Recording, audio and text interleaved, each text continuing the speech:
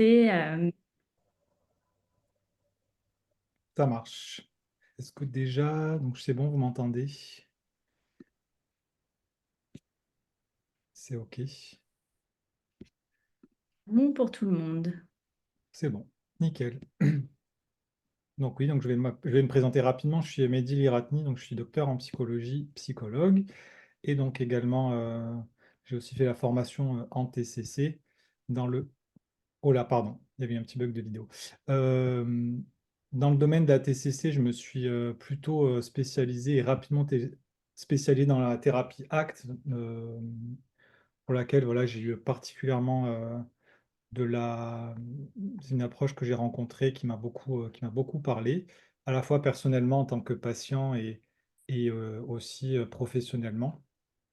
Je trouve que ça venait répondre à pas mal de limites théoriques et cliniques que je rencontrais quand je pratiquais la thérapie, les TCC de première et de deuxième vague. Et par la suite, bien, avec les limites que j'ai aussi trouvées en thérapie ACT, j'ai pu rencontrer la thérapie de la cohérence émotionnelle dont je vais vous parler aujourd'hui. Ça sera un petit speech vraiment très introductif d'une demi-heure, puisqu'après on va laisser une demi-heure pour les échanges.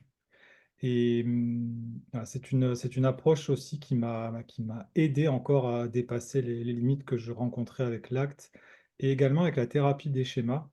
Euh, je pense qu'on va parler justement du phénomène, ou en tout cas du processus de reconsolidation thérapeutique de la mémoire, autour duquel finalement beaucoup d'approches et toutes les approches vont pouvoir se rencontrer en réalité. Et mon speech d'aujourd'hui va être un petit peu plus focalisé sur ça. Je vais bien entendu vous parler de la thérapie de la cohérence, mais aussi finalement en quoi une approche fondée sur la reconsolidation de la mémoire va permettre en fait de nous aider à transformer euh, les schémas et du coup par conséquent les symptômes pour lesquels nous consultent les personnes. Je voulais juste savoir si vous m'entendiez bien ou s'il y a besoin de monter le micro. Non, c'est parfait. Nickel, super. Parce que quelquefois le micro refait son petit mixage interne et on nous entend moins. Super. Bon, super. Mehdi, on te remercie vivement en tout cas de venir nous présenter ça et de prendre du temps pour nous. On te retrouve du coup dans 30 minutes pour les questions. Je vous demande de bien les noter et voilà, on refera la transmission des questions qu'après ce moment-là, on a 1 heure en tout. Il faut qu'on respecte ce timing. Donc, du coup, je te laisse la parole. Super. Ok, donc dans le champ de la thérapie de la cohérence, moi j'ai une formation de base, puis ensuite donc j'ai fait ce qu'on appelle une certification. Aujourd'hui, j'ai le plus haut niveau de certification dans ce domaine en tant que praticien, et j'ai également le plus haut diplôme de superviseur, parce que je suis aussi devenu superviseur pour le Coherence Psychology Institute, donc l'Institut de psychologie de la cohérence, qui est basé aux États-Unis, mais qui a des praticiens et superviseurs tout autour du monde. Donc, l'équipe de direction, on va dire, de cet institut, c'est les trois noms qui sont marqués en bas de mon diplôme. Donc, c'est Bruce Ecker, le fondateur, on va dire, de l'institut, mais aussi de la thérapie, avec sa femme, Laurel Hulley, qui n'est pas marquée. Et donc, Sarah Kay Bridges et Robin Tissé, qui sont les deux co-directrices, on va dire, du centre. Donc, vous retrouverez je vous adresserai sans problème le petit PowerPoint, donc aussi en PDF. Vous pourrez retrouver toutes les adresses mail, les sites internet, pardon, et également les ouvrages de référence. Ce qui est intéressant, c'est que sur le site donc, du Coherence Psychology Institute, vous pourrez retrouver beaucoup de ressources, certes, mais aussi les manuels de référence qui ont été traduits en français par une collègue canadienne. Et donc ça, c'est quand même aussi une très précieuse ressource. J'en profite pour citer son livre, donc la collègue à laquelle je fais référence, c'est Sophie Côté, que vous connaissez peut-être, et qui a écrit avec Pierre Cousineau, qui est un grand spécialiste de la thérapie des schémas, justement, un livre qui s'appelle La reconsolidation thérapeutique de la mémoire chez Duno, et qui parle de la thérapie de la cohérence plus spécifiquement.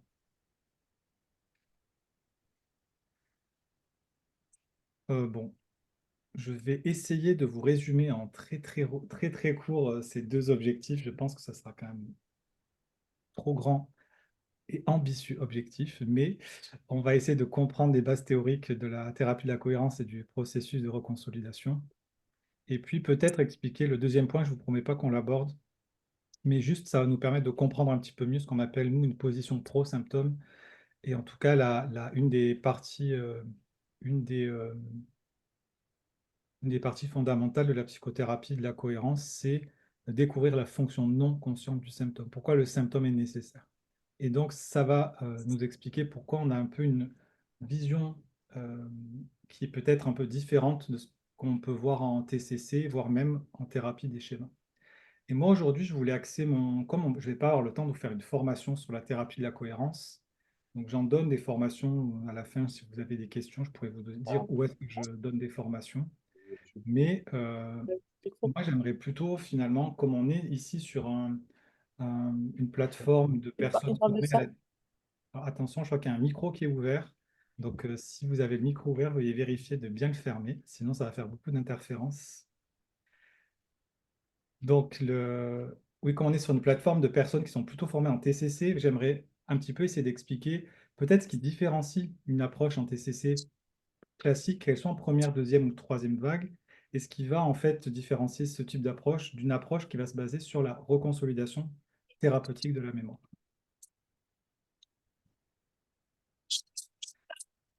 Donc ça, je ne vais pas faire un speech, je ne vais pas perdre de temps sur ça. Vous le savez par cœur, les aspects, les TCC, première, deuxième, troisième vague. En tout cas, les théories sous-jacentes à ces outils cliniques sont extrêmement fondées sur le plan scientifique. Si je pense au conditionnement opérant, duquel découle par exemple l'exposition ou l'activation comportementale. Si je pense par exemple la restructuration cognitive qui vient directement de toutes les théories reliées aux sciences cognitives, si je pense notamment à la théorie des cadres relationnels pour l'acte, qui explique par exemple qu'on ne peut pas lutter contre les émotions, les pensées, mais qu'il faut plutôt aller vers les choses qui sont importantes pour nous. À chaque fois que les TCC proposent un outil, il découle bien d'une théorie solide sur comment fonctionne le psychisme humain dans différentes dimensions, et notamment comment on peut l'amener à modifier les comportements et les symptômes également. Tout ça, on le sait, et ce sur quoi je veux amener l'attention aujourd'hui, c'est finalement, quand on fait de la TCC, on va être ce qu'on appelle correctif sur les symptômes. Et donc, ce n'est pas quelque chose qui est négatif en soi, mais le modèle sur lequel on travaille en règle générale en TCC, on nous accompagne à réaliser une analyse fonctionnelle puis un diagnostic, la Parle. prescription. Et donc, ce diagnostic, eh bien, il nous fait percevoir finalement, euh, alors attention, si jamais vous avez le micro ouvert, merci de bien le fermer. Je me permets de réactiver le son parce que je vois qui a le micro ouvert. Aurélie Rotinger, vous avez votre micro ouvert. Clara Passemar, vous avez votre micro ouvert. Morgane, vous avez votre micro ouvert. Si vous pouvez les couper, s'il vous plaît, ce serait super parce qu'on entend plein de bruit. Merci. Super. Oui, donc je disais, dans les approches habituelles en TCC, on est sur un modèle diagnostique, donc qui considère les symptômes comme étant problématiques. Et donc, les outils qu'on va utiliser en TCC, première, deuxième, troisième vague, la plupart du temps, en fait, on va les comprendre comme correctifs, c'est-à-dire on doit corriger les symptômes pour améliorer la qualité de vie des personnes. Et ça, bon, quand quand on propose aussi une approche que moi je vais appeler transformatrice des symptômes, on n'est pas du tout contre cette approche, on ne la critique pas. Elle est tout à fait utile et nécessaire puisque les preuves même, les preuves scientifiques le démontrent, ça aide à contenir les symptômes, à les faire baisser et à améliorer la qualité de vie des personnes. Donc, c'est dans l'arsenal thérapeutique qu'on va avoir, c'est des outils extrêmement intéressants à maîtriser, à avoir et à proposer aux patients en fonction de la problématique et en fonction aussi du niveau d'intensité symptomatique. Euh, Maintenant, ce sur quoi j'aimerais attirer l'attention, c'est que quand on travaille de cette manière, eh bien, en fait, on va considérer, notamment souvent en première et deuxième vague, les pensées et les émotions comme des entités indésirables, des choses du coup contre lesquelles il faut travailler. Et donc, on va proposer des stratégies finalement pour contrer. Le terme anglais, c'est counteractive, on dit contrecarrer aussi, pour contrecarrer le symptôme de face. Et ce qui a, j'essaie de mettre quand même, de me tenir un peu au courant des nouveautés qui apparaissent quand même dans les premières et deuxièmes vagues. Et je trouve que il y a quand même eu des avancées théoriques intéressantes, ou en tout cas cliniques intéressantes, parce que beaucoup de gens qui pratiquent première et deuxième vague ont quand même ce discours auprès des patients d'expliquer que les émotions sont fonctionnelles, qu'elles sont une fonction de survie ou elles ont des fonctions spécifiques, euh, que les pensées aussi, c'est compliqué parfois de gérer le flot de pensée ou les ruminations. Mais pour autant, au moment où on va mettre en place un outil de psychothérapie de première ou deuxième vague, on va quand même rester dans une intention corrective vis-à-vis du symptôme.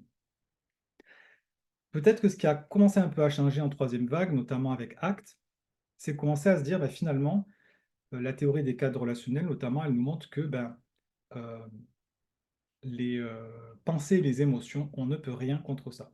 Et donc ça, c'est aussi issu de nouveautés théoriques, neuroscientifiques, qui montrent qu'effectivement, tout simplement une émotion, quand elle se déclenche, qu'elle soit liée à un souvenir ou qu'elle apparaisse d'une manière un peu euh, sans souvenir, il n'y a pas un bouton off, hein, tout simplement, qui existe pour éteindre cette émotion.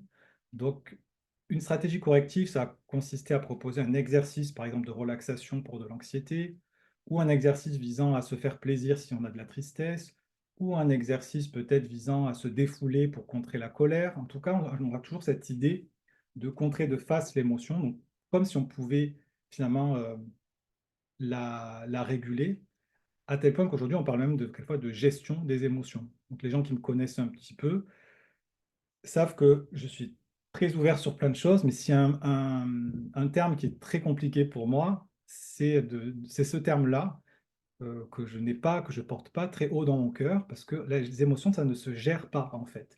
Ça peut se réguler tout au plus, et quand ça se régule, c'est pas tout à fait de notre fait, c'est un peu des mécanismes neurobiologiques qui vont se créer, mais je trouve ça très culpabilisateur de dire aux gens, on va apprendre à gérer nos émotions, parce que moi je m'occupe, à la base, je suis beaucoup formé dans les TND, autisme et TDAH, dire à une personne autiste ou TDAH, gère tes émotions, on sait qu'il y a des désavantages neurocérébraux qui fait que cette entreprise est impossible, en fait, ou très très peu probable. Donc tout ça, c'est pour dire que les thérapies, la troisième vague de TCC va nous amener un petit peu à cette nouveauté de dire ben, les émotions et les pensées, entre guillemets, on laisse tomber. On ne peut rien faire contre ça. Par contre, on va essayer d'avoir une démarche euh, de curiosité, une démarche introspective, une démarche un peu plus approfondie, visant à s'exposer aux phénomènes eux-mêmes, à la souffrance elle-même, plutôt qu'à chercher des stratégies pour la contrer de face. Ça, c'était un peu une nouveauté, je trouve, paradigmatique et du coup clinique. Et ensuite, on restait correctif sur le comportement, puisque l'idée, c'était d'émettre des nouveaux comportements face à la souffrance. Donc là, clairement, on utilise le conditionnement, puisqu'on va utiliser des renforçateurs comme les valeurs, par exemple, ce qui va donner du sens à l'existence de la personne, ce qui va la motiver pour modifier le comportement face à la souffrance. On reste correctif sur le comportement. Tout ça, je viens de l'expliquer. Tac, tac, tac, pardon. Bon, qu'est-ce qui va différencier une approche du coup corrective d'une approche transformatrice? C'est de pratiquer, en tout cas de fonder sa pratique sur la reconsolidation thérapeutique de la mémoire. Fonder sa pratique sur la reconsolidation thérapeutique de la mémoire, ça consiste à faire quoi? Ça consiste à permettre à la personne de comprendre avec plus de précision pourquoi elle a besoin du symptôme. Ça peut être ça, une des parties. Et surtout, on va le voir, la reconsolidation doit respecter des étapes très précises. Ça, je vais vous donner aussi ces étapes-là. Et c'est là que ça va être intéressant. Une fois qu'on connaît ces étapes, eh ben, en fait, on peut, entre guillemets, y intégrer tous les outils qu'on souhaite. EMDR, hypnose, de l'exposition, de la restructuration cognitive, les outils vont nous aider, en fait. C'est les outils qui doivent être mis au service de la reconsolidation. Et c'est un peu ça qui est nouveau. C'est que se dire, bah, finalement, les fameux changements transformateurs que les thérapeutes, avec des gros guillemets, espèrent pour leurs patients, vont être possibles en respectant des étapes, ces étapes-là, quels que soient les outils qu'on utilise.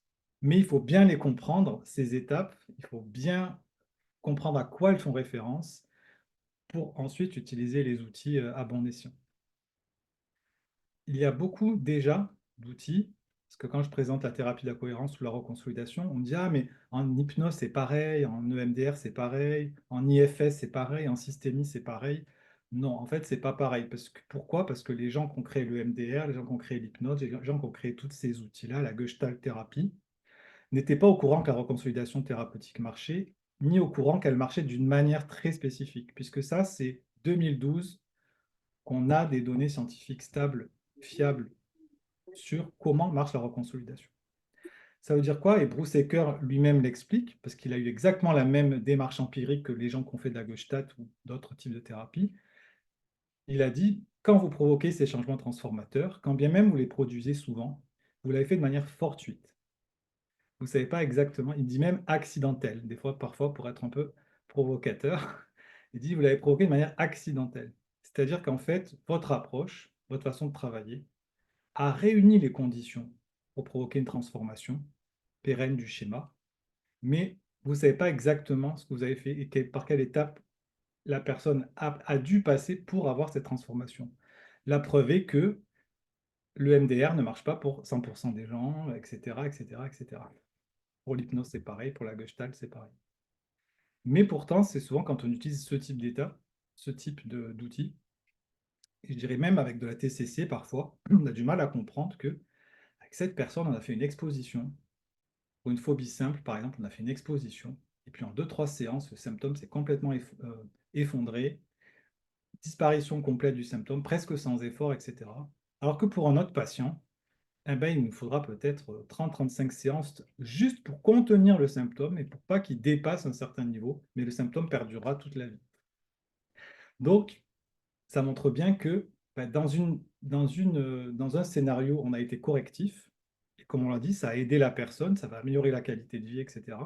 Et dans un autre scénario, il est probable qu'on ait fait plutôt intervenir la reconsolidation, mais de manière fortuite ou accidentelle. Donc la reconsolidation, ça consiste à cibler hautement l'apprentissage source du problème, et du coup d'essayer de désactiver cette source du problème. Et à partir du moment où on désactive la source, on devrait avoir un arrêt des symptômes qui va être complet et surtout sans aucun effort. En TCC classique ou même quelquefois en auto-hypnose ou en auto-MDR, avec des fois des protocoles, des schémas sur lesquels on est obligé de continuer à travailler à la maison pour pouvoir en fait maintenir un certain effet qui a été obtenu en séance. Là, ce n'est pas le cas. Je continue, je regarde l'heure. Donc j'espère que ça va pas choquer. C'est pas pour le, c'est pas pour le but. Et j'aime beaucoup les métaphores. Mais c'est que du coup, c'est un peu souvent la métaphore que j'utilise quand on utilise des outils de TCC de première et deuxième vague. Ben, c'est que on est très protocolisé. On a un petit peu la même démarche clinique pour tout le monde. C'est-à-dire que ben, si j'ai de la phobie, je travaille soit par exposition, soit sur de la restructuration cognitive. Et puis le process va être vraiment identique pour tous les patients. Je ne dis pas qu'ensuite chaque patient, et je ne dis pas que tous les patients sont identiques, mais le process qu'on va utiliser, c'est-à-dire faire d'exposition graduelle, répétée, progressive, prévue, planifiée, ça sera quand même toujours le même process. Donc moi je réfère ça à du prêt-à-porter euh, qui est fait pour la vie de tous les jours, quoi. Finalement, le Kiabi, c'est un petit peu ça pour moi. On a besoin du Kiabi dans notre vie de tous les jours parce qu'on ne va pas tous les jours, on va avoir besoin de vêtements fonctionnels qui vont nous aider dans la vie quotidienne, notamment pour contenir des symptômes, par exemple. Ce que je trouve un peu plus ajusté dans les TCC de troisième vague, c'est que finalement, le but de la thérapie devient de plus en plus humaniste et existentiel, puisqu'on s'intéresse vraiment à la personne et à son projet de vie.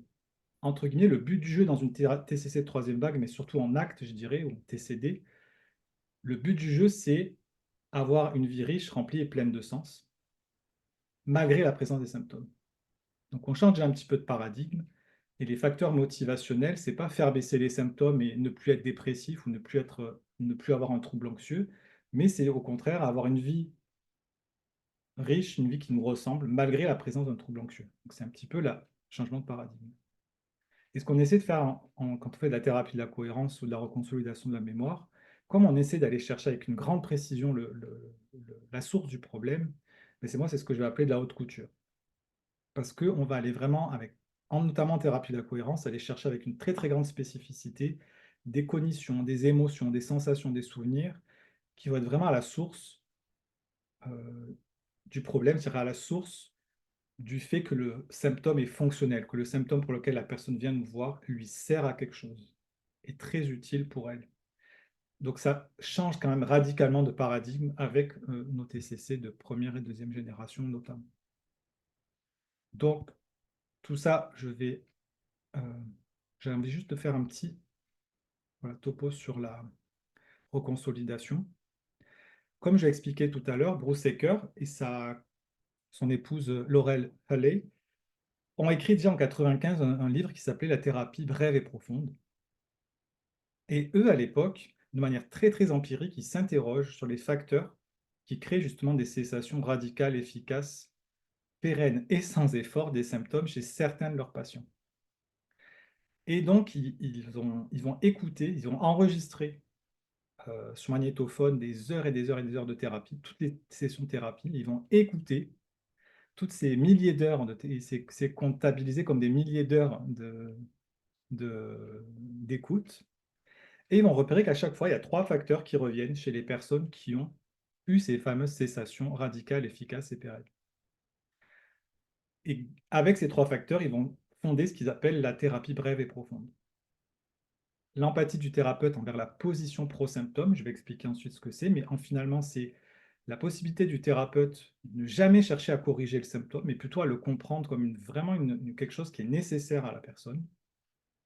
Et on va le voir qu'on se différencie un peu de la psychanalyse, parce que la psychanalyse a toujours une idée derrière la tête, c'est que le symptôme, il est forcément relié à une problématique, relié au développement psychosexuel, etc. Or, on va le voir, une position pro-symptôme, elle peut être liée à plein d'autres choses, notamment et très souvent plutôt aux aspects de l'attachement, mais pas que, ça peut être aussi plein d'autres choses. Deuxièmement, les personnes qui ont eu des cessations radicales de symptômes, c'est la conscientisation de la position pro-symptôme. Autrement dit, c'est comprendre à grande précision pourquoi j'utilise ce symptôme, en quoi notamment il me permet d'éviter une pire souffrance. Et donc le fait que le patient commence à conscientiser que son symptôme, c'est finalement une moindre souffrance pour éviter une pire souffrance, ça va l'aider à transformer ce symptôme à la source. Et enfin, le troisième facteur qui explique que ces personnes expérimentent ces cessations pérennes et sans effort de symptômes, c'est le fait que le patient va expérimenter soit dans sa vie de tous les jours, soit pendant la séance avec le thérapeute, que sa position pro-symptôme n'est plus utile. Ce pourquoi il fait ce symptôme, ce pourquoi il le fait, c'est-à-dire pour éviter une pire souffrance, il va se rendre compte que finalement, c'est plus si utile que ça, c'est plus si nécessaire que ça de le faire. Et c'est à ce prix que la reconsolidation peut se faire notamment et que ça va transformer quelque chose. Ça, Bruce Aker et Laurel Halley le découvrent de manière vraiment empirique. Mais il n'y a aucune donnée scientifique qui vient appuyer ce phénomène. Bruce Aker, c'est un chercheur en sciences physiques au début, qui s'est reconverti dans le domaine de la psychologie et de la psychothérapie. Mais autrement dit, c'est une tronche en sciences. C'est vraiment quelqu'un qui peut vous éplucher la littérature scientifique avec les deux doigts dans le nez. Il connaît le design des études, il peut vous dire quelle étude est bien réalisée et celle qui n'est pas bien réalisée, euh, celle qui est propice ou pas pour tel ou tel domaine. Et donc, en 2010 apparaissent les premiers articles dans Science et Nature. Donc, si vous connaissez les publications scientifiques, ça fait partie des plus grosses références dans le monde scientifique. Et des études sur la reconsolidation de la mémoire et sur la reconsolidation thérapeutique, c'est-à-dire la reconsolidation au niveau des émotions. Au début, il y a beaucoup de travaux sur l'animal, puis chez l'humain qui sont créés. Et autrement dit, on va créer des conditions. Donc, tout ça, c'est des études expérimentales, donc en laboratoire. On va créer, par exemple, que ce soit pour une souris ou pour un être humain, on va apprendre à la souris et à l'être humain, par exemple, à avoir peur d'un stimulus. Par exemple, une souris, on va lui faire entendre un bruit et on va lui envoyer une toute petite décharge électrique, je vous rassure. Ou un être humain, on va lui montrer une image spécifique et on va lui envoyer une petite décharge électrique aussi. Ce qui fait qu'à chaque fois qu'il va voir cette image ou que la souris va entendre ce son, par exemple, ben, on va avoir le système de la peur qui va s'activer, donc avec toutes les réactions physiologiques habituelles. Donc on apprend des peurs, et jusqu'à présent, ce qui était dit, c'est que même si on proposait d'autres types d'exposition, d'autres types d'apprentissage, ben, cette trace mnésique et neurophysiologique, elle resterait à vie. On ne pourrait pas l'enlever, c'est pas possible. Il y aura toujours même ne serait-ce qu'un tout petit artefact, un tout petit soubresaut d'une réponse physiologique liée à cette image ou à ce son. Et ce qu'on a découvert en 2010, c'est que si on faisait une séquence, si on proposait une séquence très précise, eh bien, il était possible d'effacer, entre guillemets, ce soubresaut de réaction. Il était possible de complètement annuler la réaction. Ça, en fait, ça prend ces étapes-là. Donc là, j'ai parlé de l'apprentissage d'une peur, par exemple. Puis plusieurs heures ou jours après, il faut réactiver la peur. C'est ce qu'on va retrouver habituellement peut-être en hypnose ou en EMDR, par exemple. On va réactiver le souvenir, on va réactiver là, dans ce cadre expérimental, le stimulus et donc la peur qui va avec. Il est dit que cette exposition va en fait euh, activer le circuit au niveau vraiment cérébral. Et à ce moment-là, on va injecter, ou en tout cas, on va donner du propanolol ou injecter toute substance qui va permettre d'annuler les réactions physiologiques de la peur. Donc, il y a des bêta-bloquants, il y a plein de substances qui font que quand on les prend, ben, si on nous met un stimulus phobogène quel qu'il soit, on n'aura pas de réaction. C'est-à-dire on va avoir pas de réaction physiologique, pas de sudation, pas d'accélération du rythme cardiaque, etc. Donc, on injecte le produit et on va réexposer exactement au même stimulus. Et il est dit qu'à ce moment-là, comme on a activé la peur avant l'injection, les synapses sont ouvertes et donc le fait d'avoir une autre réaction face au même stimulus, eh bien, plusieurs heures, jours après, quand on va réactiver le stimulus, il va y avoir une nullification de la réaction. Et donc ça, c'est vraiment une donnée un peu nouvelle qui va apparaître, même si je le répète, notamment beaucoup de gens en EMDR vont dire oui, mais ça, on le savait, enfin, ça, on le fait, on le voit, ça marche depuis longtemps. Et oui, mais vous le faisiez de manière accidentelle. Vous ne saviez pas que c'était ça qui se passait, parce que même aujourd'hui, moi, je me suis formé à l'EMDR il y a un an, et bien, même il y a un an, ils ne connaissaient pas la reconsolidation thérapeutique de la mémoire. Les gens qui m'ont formé, et, voilà. Et Ludwig, qui est un des références en France, commence à dire, oui, c'est de là que vient sûrement nos résultats intéressants de MDR. Et ce qui va être très complexe, parce que c'est ce qu'ont fait Bruce Ecker et sa femme. Eh ben, ils ont, entre guillemets, dit, ben, notre thérapie brève et profonde, elle s'appuie sur des données empiriques. Mais maintenant qu'il y a ces données scientifiques qui apparaissent, il faut qu'on refonde, qu'on remodèle tout notre modèle thérapeutique pour qu'il colle spécifiquement à ces étapes de reconsolidation de la mémoire. Donc, le but d'une thérapie de la cohérence, je vous montre cette dernière slide, puis après on va rapidement, quelques slides, puis après on va, on va devoir arrêter. Elle se passe là à droite, c'est-à-dire que après identification du symptôme, on va essayer de découvrir, c'est-à-dire la fonction profonde du symptôme, ce pourquoi je dois faire ça, en raison donc à une pire souffrance, parce que ce qui est différent entre l'expérience de laboratoire qu'on a vue et un être humain qui vient nous voir pour un fonctionnement borderline, pour un fonctionnement anxieux ou perfectionniste, etc. Ça, c'est le symptôme de départ. Mais nous, on doit découvrir la fonction profonde du symptôme, ce que ça lui permet d'éviter comme pire souffrance.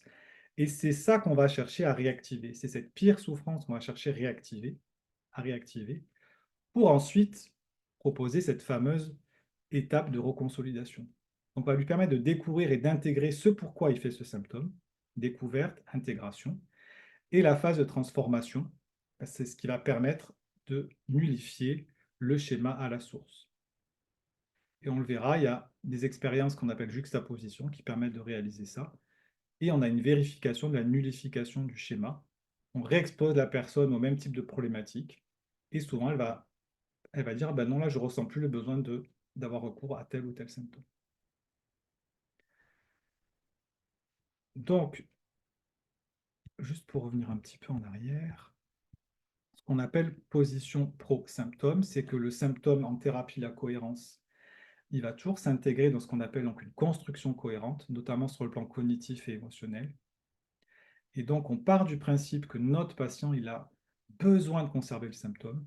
Et donc, plutôt que de proposer des stratégies pour corriger, ce qui, je le répète, peut être très utile à améliorer la qualité de vie, une autre façon de voir le symptôme, ça va être aussi de dire, bah, finalement, c'est une moindre souffrance pour éviter la pire souffrance. Et ce symptôme cache une vérité émotionnelle implicite. Et ça, c'est aussi très intéressant par rapport à beaucoup d'autres approches, qu'on est athéorique. On n'a pas d'idée derrière la tête. Donc, on ne va pas dire c'est l'attachement au père, c'est l'attachement à la mère, c'est une fixation au stade oral ou au stade anal, c'est je ne sais pas quoi. On ne sait pas, on ne sait rien, et on va découvrir avec le patient, parce que c'est chaque patient qui va découvrir une vérité émotionnelle extrêmement haute couture, singulière et spécifique. Et donc, on va développer cette empathie, puis là, le patient, ça va être une expérience, je trouve vraiment, moi, qui a été vraiment aussi intellectuellement très intéressante, mais aussi sur le plan de l'empathie en tant que thérapeute, hyper intéressante, c'est que enfin ces symptômes, ces foutus symptômes, entre guillemets, on arrive à avoir de l'empathie en plus pour le patient quand ça permet d'éviter une pire souffrance, mais le patient lui-même va arrêter de culpabiliser, de ressentir ou de produire ces symptômes.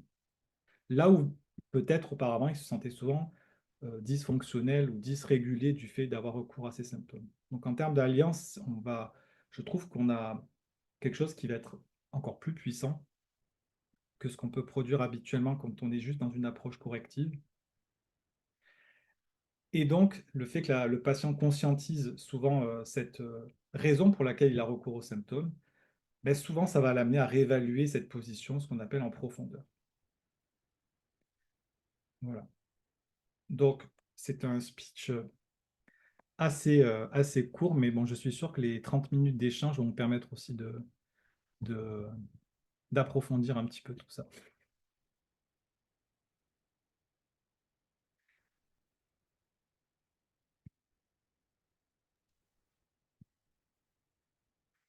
Voilà pour moi.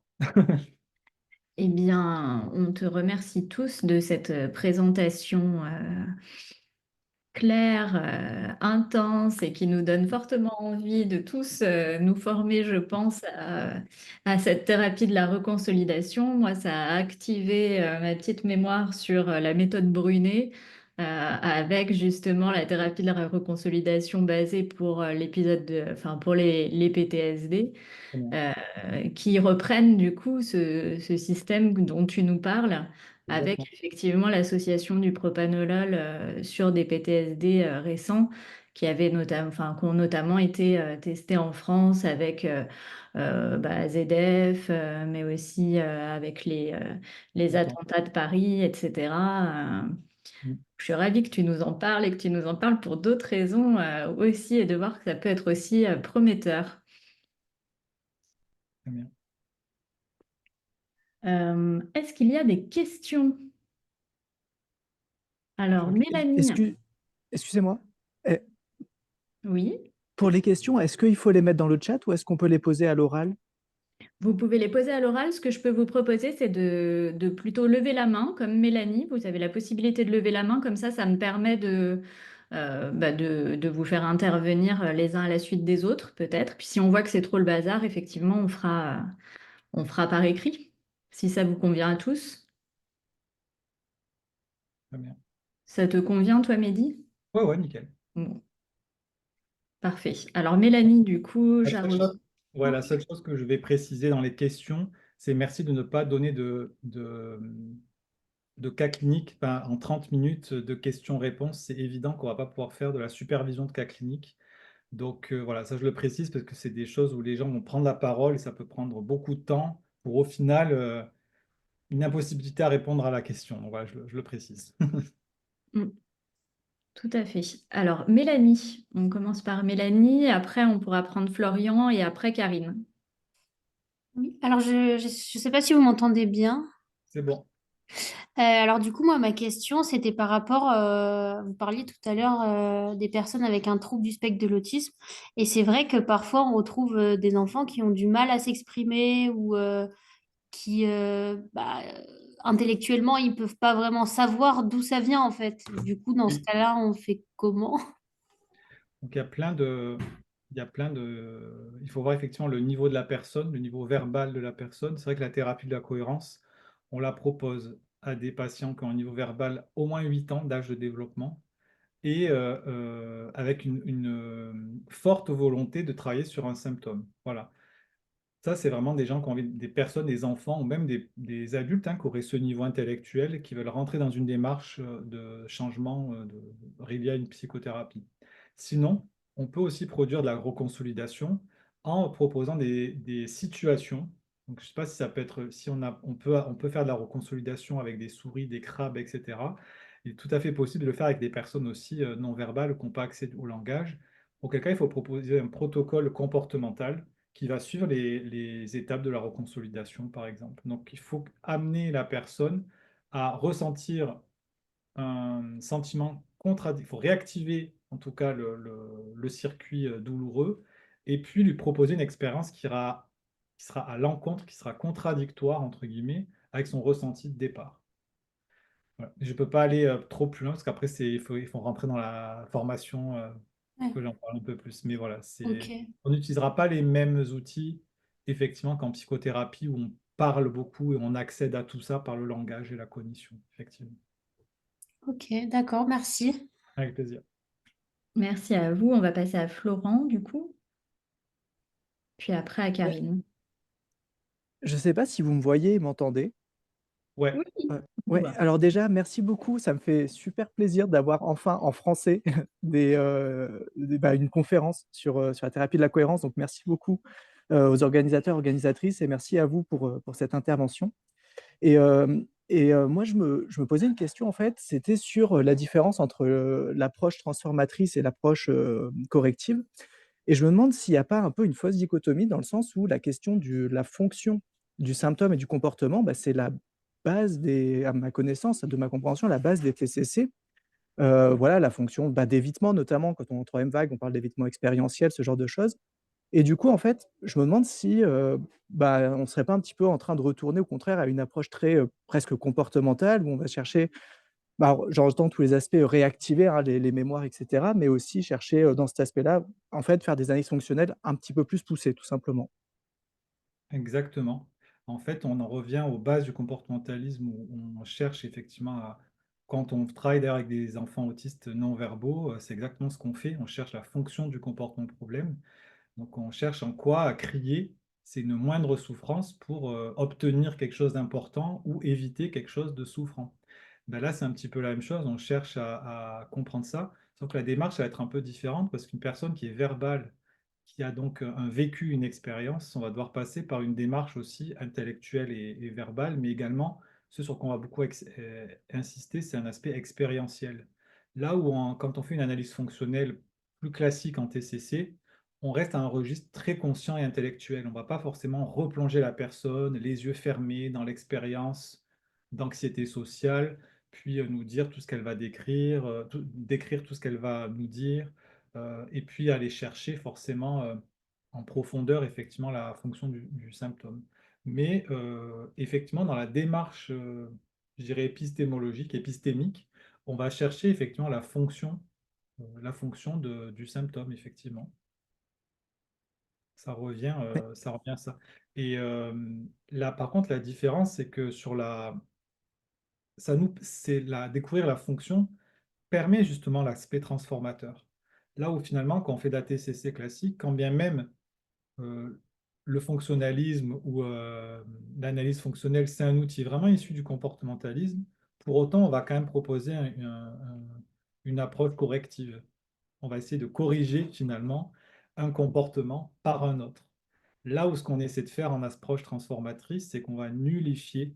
Donc, il n'y a pas besoin, entre guillemets, de remplacer un comportement par un autre.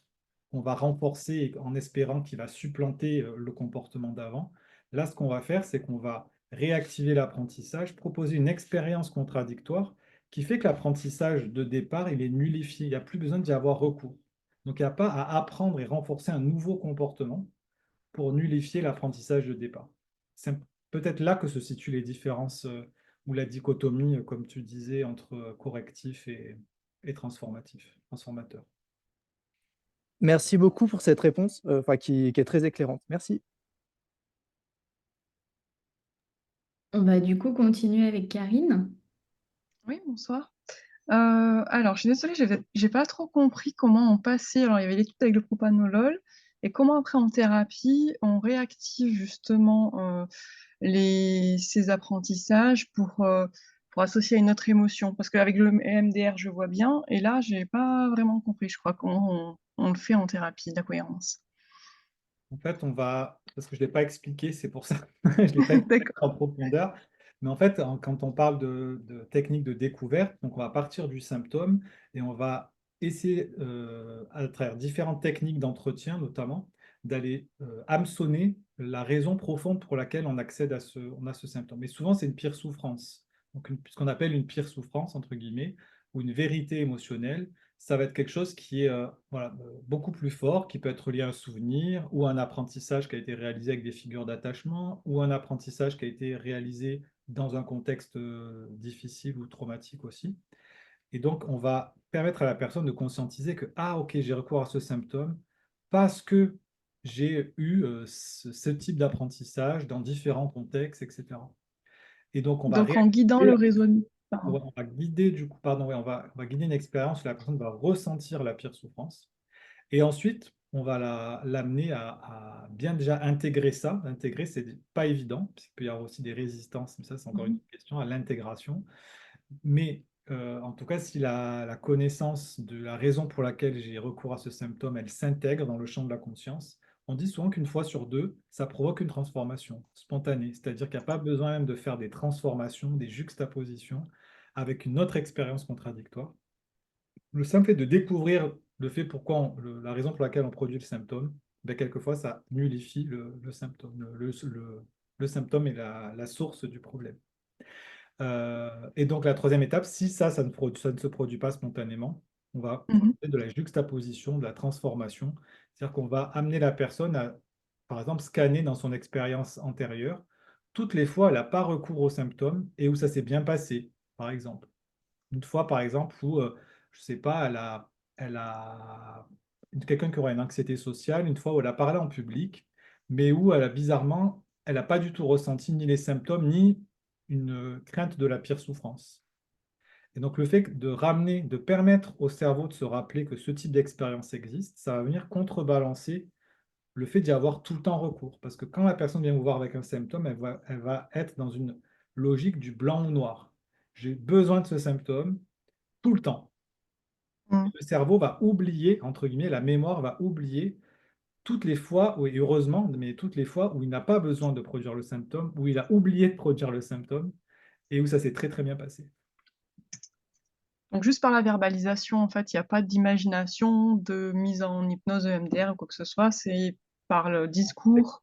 Sinon, c'est expérientiel aussi. On encourage vraiment à fermer les yeux, à imaginer les scènes, etc. Ah oui, d'accord. Ok, merci. Je vous en prie. Il y avait une main levée, Mélanie, je crois, mais je la vois plus levée. Oui, oui, c'est moi. En fait, ça me fait penser à une pièce de théâtre qui s'appelle Toc Toc, où en fait, à la fin, ils pointent du doigt toutes les fois où ils n'ont pas fait leur comportement.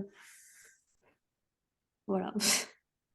Oui, oui, mais après, comme je dis, il y a tout un tas d'approches qui vont permettre ces choses-là. La Gestalt thérapie, c'est aussi, ça peut provoquer des reconsolidations hyper profondes, hein, le fait d'imaginer des personnes responsables des construits, enfin, des schémas, et de leur parler, de parler à l'enfant intérieur, comme on fait en thérapie des schémas.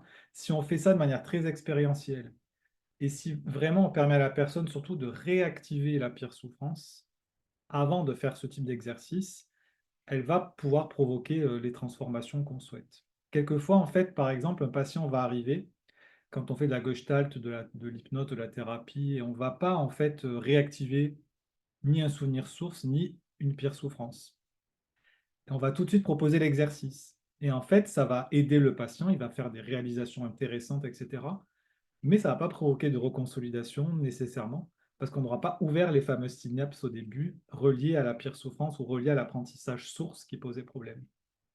Et inversement, en EMDR, parfois, le EMDR, de par en fait son schéma de fonctionnement, si le souvenir est précis, qu'il a provoqué des émotions, ben en effet, c'est l'exposition au souvenir déjà qui va permettre la réactivation des circuits, et le mouvement des yeux ou les mouvements bilatéraux, ça va créer ce qu'on appelle, enfin, le mouvement des yeux en tout cas, ça va créer ce qu'on appelle une réaction cholinergique. Donc c'est une réaction qui apaise en fait, qui amène de l'apaisement. C'est l'équivalent du propanolol en fait.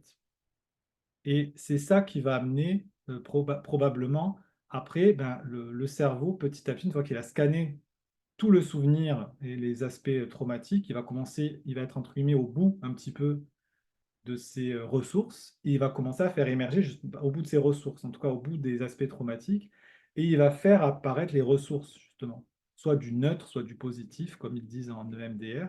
Et ça, c'est pareil, c'est les choses qui peuvent provoquer une reconsolidation. Mais parfois, ça ne provoque pas de reconsolidation. Pourquoi? Parce que si le patient qui vient me voir, euh, ou en tout cas, on peut provoquer la reconsolidation, mais le prix, il va être extrêmement il va être extrêmement long. Parce qu'en EMDR, si on est face à quelqu'un qui a un trouble complexe de l'attachement, eh bien, il peut y avoir 1000 souvenirs reliés à un problème. Même si on nous dit on va faire le pont d'affect ou je ne sais pas quoi pour retourner à un souvenir cible. Mais quelquefois, ce n'est pas un souvenir cible qu'il faut désensibiliser, c'est plusieurs. Et plusieurs, des fois dizaines ou plusieurs même centaines si ça se trouve. Parce qu'il y a eu plein d'histoires avec plein de personnes qui ont pu aboutir, par exemple, à une personnalité borderline. Et là où on va nous se centrer, par exemple en thérapie de la cohérence, c'est-à-dire finalement, c'est quoi le dénominateur commun en termes de cognition, d'émotion, au sentiment d'abandon. Et pour chaque personne, ça peut quand même faire appel à des choses un peu précises, assez particulières en termes de sensations corporelles, en termes d'émotions, de sentiments, de cognition. Et nous, c'est ça qu'on va essayer de travailler, c'est vraiment sur cette pire souffrance, la détailler avec le maximum de précision, tout en faisant en sorte qu'elle soit bien un dénominateur commun. Et donc ça, c'est intéressant parce que la personne va me dire, oui, en fait, ça, je l'ai ressenti dans telle et telle et telle et telle et telle et telle situation. Cette cognition, cette prédiction, cette mémoire émotionnelle va parler dans plein plein de situations. Et là, on n'a plus du coup à désensibiliser 10 souvenirs, mais on peut peut-être partir directement d'un apprentissage source relié à plein de situations. Et c'est ça qui fait que quand on fait de l'exposition, toute bête, entre guillemets, en phobie simple ou pour des TOC, ben on va aussi provoquer parfois une reconsolidation. Parce que si pendant l'analyse fonctionnelle, il y a quelque chose qui a émergé de l'ordre de la pire souffrance, la personne, elle va l'intégrer dans son champ de conscience, puis au moment où elle va faire le travail d'exposition, elle va se rendre compte que sa pire souffrance ne va pas se produire. Et donc, ben peut-être que simplement en faisant un travail d'exposition, elle va faire son travail de relaxation, elle va se sentir bien, sa pire souffrance ne s'est pas produite, nullification du schéma. Ou encore, sur une thérapie cognitive, pareil, si on fait une flèche descendante qui a permis d'accéder à une pire souffrance, parce que la plupart des flèches descendantes ne le permettent pas, elles permettent souvent un traitement très intellectualisé des conséquences. Par exemple, je pense à la phobie de l'avion. Ben, le pire du pire, c'est je vais mourir. Bon, là, la plupart du temps, ou je vais laisser les gens que j'aime sans moi. Mais peut-être qu'on va, dans ce qu'on appelle la pire souffrance, on aura loupé surtout dans les étapes intermédiaires quelque chose qui est beaucoup plus souffrant. Par exemple, le sentiment d'impuissance, qui est souvent très commun à beaucoup de gens qui ont la phobie de l'avion. Le sentiment de perdre le contrôle. Et c'est ça qui est insupportable pour beaucoup de gens dans le fait de rentrer dans un avion et d'avoir le contrôle sur rien. C'est pas le fait finalement de mourir. Le fait de mourir, presque, ça pourrait être soulageant pour des personnes qui ont peur de perdre le contrôle. Mais là, en fait, c'est quelque chose qui va s'activer de manière très forte, mais on sera passé à côté. Mais parfois, avec une flèche descendante, peut-être que les thérapeutes cognitivistes, qui prennent leur temps, qui vont ralentir, qui vont faire vivre la scène, la situation problème de manière expérientielle, ils vont aboutir avec une flèche descendante à la pire souffrance. Et quand ils vont demander à la personne de faire émerger des pensées alternatives, peut-être que dans les pensées alternatives, il va y avoir un élément de reconsolidation, de transformation, et ça va faire une nullification du symptôme aussi. Donc vous voyez, en fait, comme le disait Florian, il n'y a plus finalement à faire après aussi de dichotomie entre les approches correctives et transformatrices. C'est finalement comment je comprends les étapes de la reconsolidation et comment je mets en place des outils qui permettent de respecter ces étapes-là. Et finalement, du coup, on a plus à se battre les uns contre les autres pour dire ben, c'est moi qui ai le meilleur outil, etc. C'est plutôt de se dire ben, finalement, on va tous se retrouver autour du même processus. Et donc, j'imagine que si on fait de la psychanalyse et qu'on est, pareil, qu'on est obtus au point de se dire, voilà, de toute façon, toutes les souffrances de l'être humain viennent d'une fixation à un stade psychosexuel, tous les problèmes de l'être humain sont reliés aux aspects, à la théorie de la libido, mais on va se planter. Par contre, si je fais de la psychanalyse, par exemple, en essayant de découvrir le symptôme tel que le proposait Freud, finalement, il disait, ben, c'est de faire remonter au champ de la conscience quelque chose qui a été refoulé. C'est OK, ça va nous permettre, en fait, d'intégrer une connaissance reliée à une pire souffrance. Si on permet à la personne, grâce à la relation thérapeutique dans la psychanalyse, de se sentir relaxée et que dans la relation thérapeutique, elle peut, par exemple, faire émerger quelque chose de souffrant et puis après expérimenter un sentiment de bien-être grâce au thérapeute, ben peut-être que ça va aussi provoquer une reconsolidation.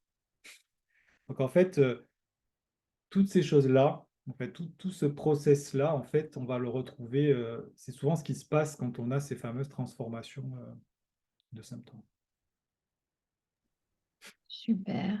Moi, j'ai une petite question en termes du coup d'analyse fonctionnelle au début de ta thérapie. Tu pars plutôt du coup sur quoi? Plutôt un format processuel ou plutôt un format classique SORC, CK, AZERC ou autre? C'est plutôt expérientiel, je dirais. On Ok. va Là, première étape, identification du symptôme ou des symptômes, mais en tout cas, dire c'est quoi qui vous gêne en fait. C'est quoi la raison pour laquelle vous me consultez? Qu'est-ce qui vous fait souffrir? Donc, ça peut partir d'une émotion, cognition et comportement, comme en analyse, comme en TCC, hein. Oui, ton problème cible, quoi.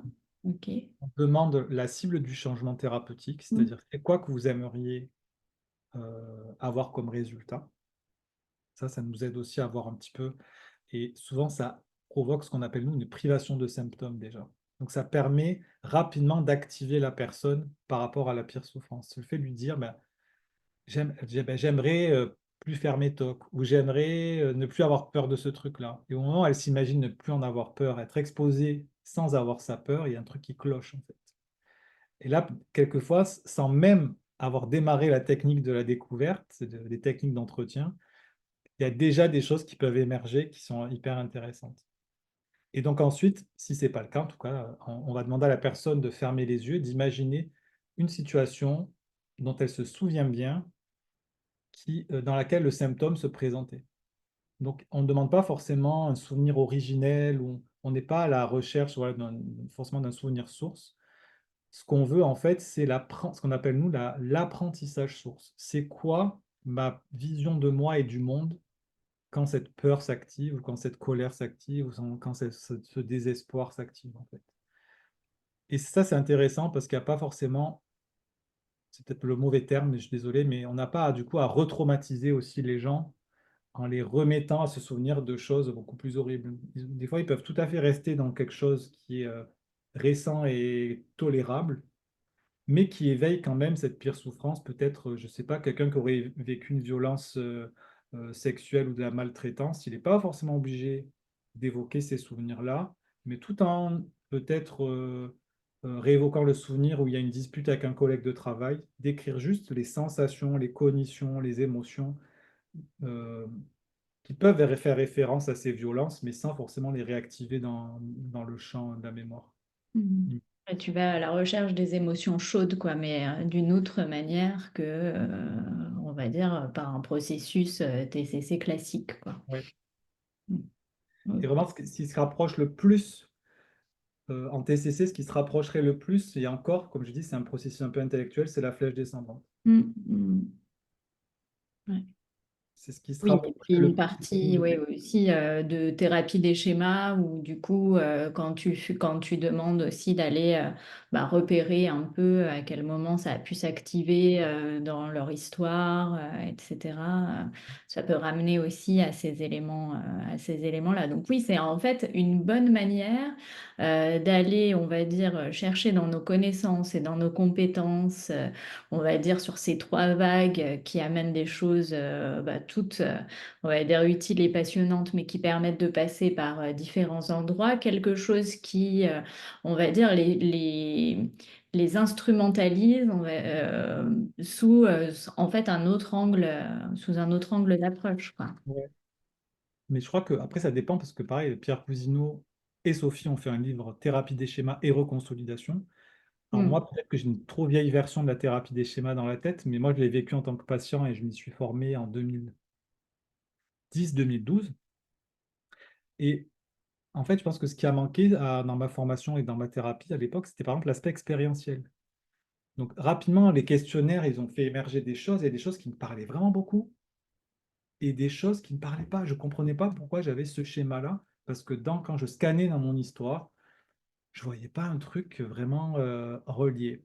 Et une fois de plus, c'est un petit peu le problème de la thérapie des schémas, c'est qu'on est quand même dans cette idée encore un peu théorique, c'est-à-dire qu'on veut coller un modèle un peu diagnostique à une personne. Donc si une personne, on lui parle d'abandon et qu'elle a vraiment des vécus d'abandon hyper tangibles, tu vois, soit de ses parents, soit des gens qui partaient, qui n'étaient pas fiables, etc., c'est tout de suite, ça va activer, comme tu dis, les émotions chaudes ou des choses qu'on appellerait nous en cohérence la pire souffrance ou la vérité émotionnelle.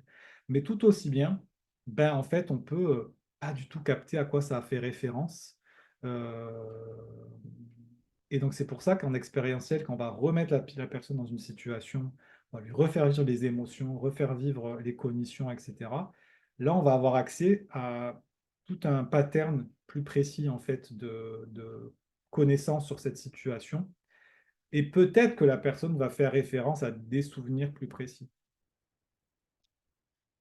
En plus, en sachant que travailler sur les mémoires traumatiques, c'est un peu qui tout double aussi. C'est-à-dire que euh, euh, bah, moi, j'ai fait tellement de psychothérapie en tant que patient, mais c'est fou de voir à quel point le cerveau il peut se protéger de pas en fait de pas voir des éléments qui ont été tellement tangibles aussi quelquefois. Quelquefois, le cerveau il est bien fait. Et il va prendre son temps, c'est pour ça que j'ai l'impression que c'est des couches de gâteau, il va prendre son temps pour traiter les couches les unes après les autres. Et la couche du fond, ben, en fait, elle est tellement peut-être traumatique ou douloureuse, etc., que c'est pas pour hasard qu'elle a été mise au fond. Ça, c'est certain. Et on le voit tous les jours avec nos patients, du coup, en thérapie. Est-ce qu'il y a d'autres questions? Est-ce que d'autres personnes veulent poser une petite question à Mehdi avant la fin, du coup, de ce webinaire qui se rapproche, hein, c'est 21h04. On va vous laisser bientôt libre et passer votre soirée sans nous. Alors avant de terminer, est-ce que vous avez d'autres questions à lui poser? Oui, il y a Florian qui repose une question. On t'écoute. Oui, Mehdi, vous aviez proposé d'aborder la question de la formation. Est-ce que vous avez un conseil d'un lieu où on pourrait, enfin voilà, est-ce que vous avez un conseil en français, préférablement, enfin si possible en français, sinon en anglais s'il n'y a pas, Donc si ça n'existe pas en français, s'il vous plaît. moi, je donne des formations ici en France, donc à l'AFRE, je vais mettre ça dans le chat. Les deux organismes de formation pour lesquels j'interviens, c'est l'AFRE et la PPEA, Paris et Montpellier. C'est des formations en présentiel. Et ensuite, en distanciel, vous pouvez aller sur CIPSI, qui propose des formations en ligne, du coup, sur la thérapie de la cohérence avec Sophie et Pierre, du coup. Et bientôt, Sophie et moi, on présentera aussi une formation thérapie de la cohérence chez l'enfant et l'adolescent, plus spécifiquement chez l'enfant et l'adolescent. Merci Voilà, beaucoup. avec plaisir. On avait Estelle qui voulait poser une dernière question. Ouais. Oui, bonjour, merci beaucoup pour ce webinaire qui était très intéressant. J'ai l'impression de ce que vous dites, ça ressemble beaucoup au protocole Brunet qu'on utilise dans le psychotrauma simple, enfin plutôt simple si j'ai bien compris. Oui. Et du coup, je me questionnais sur l'utilisation de ce que vous venez de nous décrire là avec d'autres types de troubles, parce que là, ça m'évoque beaucoup les troubles anxieux et le stress post-traumatique, mais est-ce que par exemple dans les troubles du comportement alimentaire ou dépressifs, ce genre de choses-là, il y a aussi des applications qui peuvent se faire? Ben oui, parce que justement, la différence entre Brunet et la thérapie de la cohérence, c'est que Brunet, c'est vraiment pour des souvenirs très spécifiques, des événements très spécifiques. D'ailleurs, comme le MDR va pouvoir bien marcher sur ce genre de souvenirs très précis, alors que là, justement, on va faire intervenir aussi une compréhension beaucoup plus profonde de la nécessité d'avoir justement de se priver de nourriture ou d'avoir peur de l'abandon, etc., etc. Donc, au contraire, là, on va pouvoir creuser avec grande précision dans toutes ces problématiques. Et enfin, je trouve ça, moi, j'ai trouvé ça hyper intéressant, justement. D'accord, merci beaucoup. Super. Eh bien, s'il n'y a pas d'autres questions, Mehdi, je vais te laisser donner le mot de la fin. En tout cas, de mon côté, je suis vraiment ravie d'avoir pu t'accompagner et d'avoir pu t'entendre ce soir sur la thérapie de la cohérence, qui effectivement amène des ouvertures très intéressantes. Moi, je connaissais celle de Brunet, je suis ravie de pouvoir voir ses applications sur le reste. Et puis j'ai hâte d'en savoir plus, donc pourquoi pas en formation très bientôt avec toi. Ouais, écoute, Merci aussi à toutes les personnes qui sont venues du coup nous écouter ce soir. On était 64 ce soir. Et puis bah, n'oubliez pas de marquer aussi les autres, les autres dates avec des intervenants tout aussi passionnants. À toi. ben, merci Caroline, merci aussi à Aurélie, à TCCE Oui. pour l'invitation. J'apprécie beaucoup, en tout cas, euh, nos échanges avec Aurélie, et puis donc, vraiment, je la remercie de sa confiance voilà, pour les formations, mais aussi là pour la présentation du webinaire. Moi, ça me tenait aussi à cœur, c'est important pour moi voilà, de faire connaître la thérapie de la cohérence en France, parce qu'on est encore très peu formé et encore moins certifié. Donc, je pense qu'il y a, c'est un outil, en tout cas, moi qui ai fait de la TCC, qui ai fait de l'ACT, je le dis, vraiment, j'espère ne pas, je le répète, je ne pose pas du tout les approches. Moi, je suis quelqu'un d'extrêmement curieux et j'ai besoin d'être extrêmement stimulé et challengé intellectuellement. Et depuis que je fais de la thérapie de la cohérence, depuis 2018, je m'ennuie plus du tout en tant que psychothérapeute. Moi, c'est ça qui a été un peu déterminant. Il est même probable que j'aurais pu même arrêter le travail de psychologue si je n'avais pas rencontré la thérapie de la cohérence. Et ce que je trouve passionnant, c'est qu'à chaque fois, j'ai l'impression d'ouvrir un livre et de rentrer dans une histoire, de lire un roman, parce que ben, chaque personne, en fait, a vraiment une histoire différente. Et ça, je suis très heureux aussi parce que je comprends enfin les ponts qu'on peut faire entre approche psychodynamique et puis voilà, les guéguerres qu'il y a eu pendant si longtemps entre nous qui voulions avoir une approche scientifique fondée sur des preuves et pas partir non plus dans tous les sens et avoir une approche rigoureuse et à la fois pouvoir vraiment rentrer dans l'histoire de la personne et dans sa singularité. Et ben, moi, cet outil, il m'a permis vraiment de faire ça. Donc voilà, j'ai été très heureux de pouvoir, en tout cas, vous introduire au sujet. Bon, super. Donc, merci encore, oui, à Aurélie et au centre CTCCE. Effectivement, vous pourrez retrouver cette vidéo peut-être en la demandant par contact au centre CTCCE. Je ne sais pas si elle sera disponible d'une autre manière, peut-être aussi vers toi, Mehdi, mais en tout cas, elle a été enregistrée. Je crois que tu disais que tu pouvais laisser aussi quelques diapos au besoin. Donc voilà, vous pourrez récupérer cela d'une manière ou d'une autre. Et puis, je vous dis à bientôt et encore un grand merci à tous. Bye Au bye. revoir. Ciao. Merci beaucoup. Au revoir. Au revoir. Merci, au revoir.